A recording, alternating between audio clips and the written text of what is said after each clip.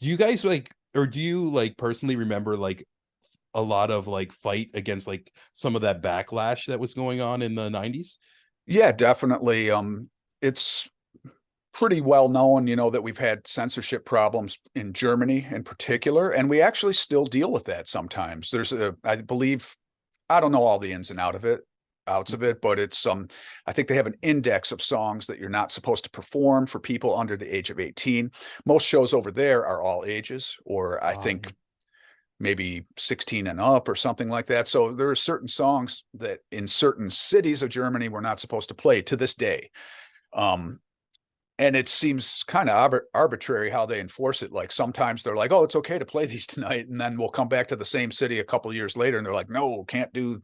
Here's a list of songs you can't do." So it's an ongoing thing still in some places, but I think you're right. Most people get it at this point that Mhm.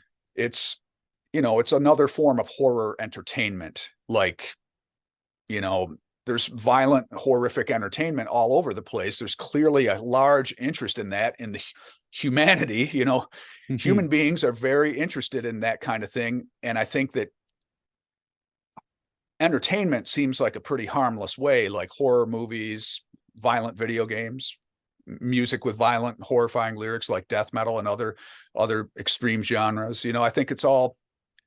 I think in the beginning, the music thing, that was like something that was kind of hard for people to understand, because music is usually or traditionally and typically was like, oh, a guy wrote a song about something that happened in his life and now he's singing about it. Oh Where for yeah. us, we're like writing about things that we would never want to happen and Yeah. we have no actual relation to. We're just kind of like, yeah, let's make a horror story and just make these evil characters and have them do bad things in this song, and that's going to be the Mhm. story. um so it's a totally different approach, and I think that's part of the reason it was taking so much heat, especially back then, is there was just a lack of understanding that we were kind of coming at it from the same direction that a horror movie maker would be coming at it from, which was a much more accepted medium to get horror out there. you Mhm. know um, Look how mainstream horror is, even really gory stuff you know Yeah, I it's hadn't ever celebrated. watched that. I think it's the Hannibal TV show, right? I had never seen that. I don't watch horror TV at home very much, honestly. My wife and I don't watch that kind of stuff too often. And I had just missed out on that show, and I was watching a little bit over at Eric's house when we were working on some music, and I was like, "This was on TV."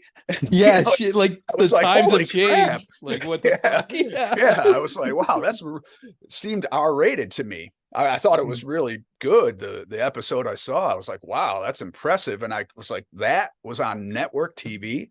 So Mhm. yeah, the times have changed absolutely, and I think people understand, that horror entertainment, we should all give ourselves enough credit to know that we know the difference between something fictional and something that's trying to instruct you to do something, where certainly nobody's trying to do that with horror entertainment. It's just entertainment, fictional, period. Yeah.